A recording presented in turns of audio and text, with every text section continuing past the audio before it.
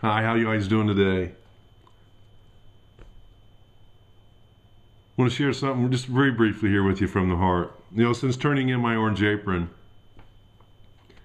at Home Depot and entering into the world as being an entrepreneur, I've had the opportunity to meet more leaders than I ever thought possible. I always try and take advantage of this by observing common traits and attitudes and speeches and thoughts and actions that seem to emerge as a theme when you spend time with these people. What makes them unique? What makes this person someone of influence? Or why are they special? Those of you that are close to me know my dad was a special man. His first job out of college was coaching football and basketball and baseball, and while teaching industrial arts, which is a fancy name for a wood shop. As you can imagine, he was pretty good with his hands. Build almost anything, Dad could. In fact, he built the first two homes I ever lived in, all by himself, while holding down a full-time job. As a son, I can tell you he was not afraid of work and never took any shortcuts. I can still hear him telling me sternly at times, don't bother starting a job unless you're committed to doing it right. There was a standing rule in my house growing up with Dad.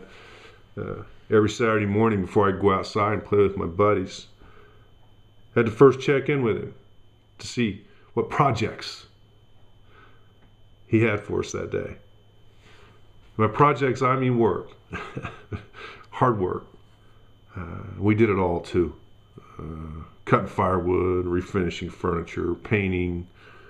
Not the Rembrandt kind. I'm talking the extension ladder on the side of the house kind of painting. Every kind of landscape, every kind of landscaping that you can imagine. Building tool sheds. We had a farm. We worked a lot of cattle. Brick sidewalks, my personal favorite. Building fences. Oh yes, nothing spells fun more to a 10-year-old boy than pounding in fence posts, steel fence posts, and stringing barbed wire on a hot, muggy Oklahoma afternoon.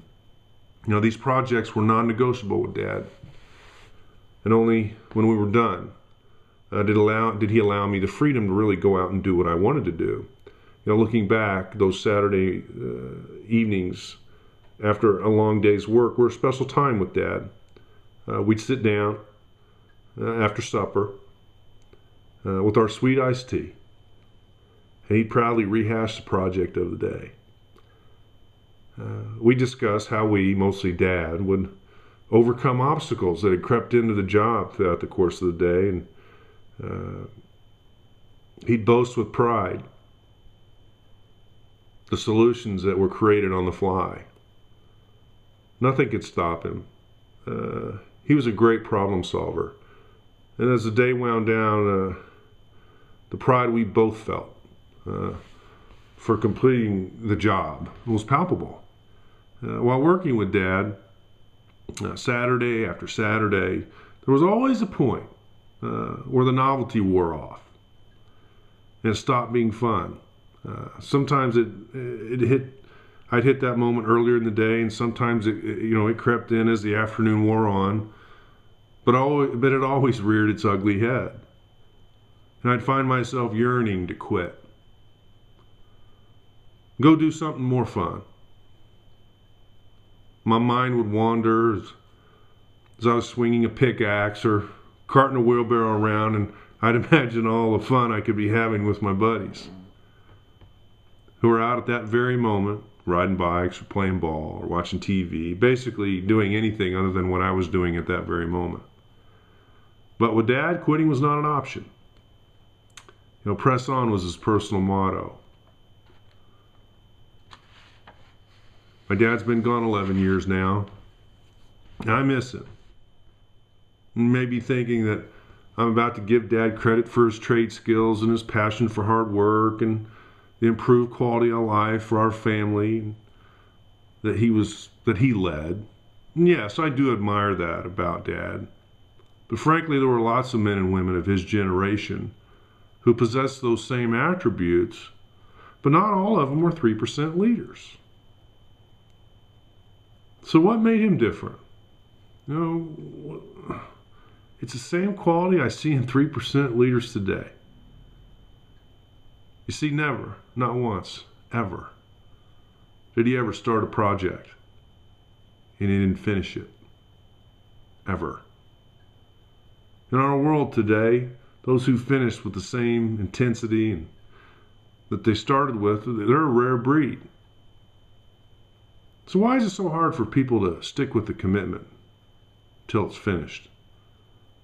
People hop from job to job and commitment to commitment, like a cricket on the hood of a car on a hot summer day. What causes a human being to be so fickle? I may not have all the answers, but what I do know is this. Dad took his commitment to finishing well more seriously than all the temptations to quit and do something else. See, for him, finishing was non-negotiable. And those Saturday evenings spent looking over a job well done while sipping on a glass of sweet iced tea filled us with more pride than an Olympic champion. Why? Because we finished well. See, growing up with Dad was a joy. Of course, I didn't appreciate it at the time, and I'd be lying if I said it was always joyful. But those disciplines have served me well throughout my life. So if someone were to ask you right now whether or not you finish what you start, what would you say? See, my dad slept well at night while he was on this earth. I know why.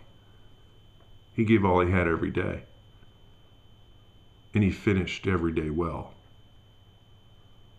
So if you're so inclined, think of my dad the next time you pick up a glass of sweet iced tea. And remember, finish well.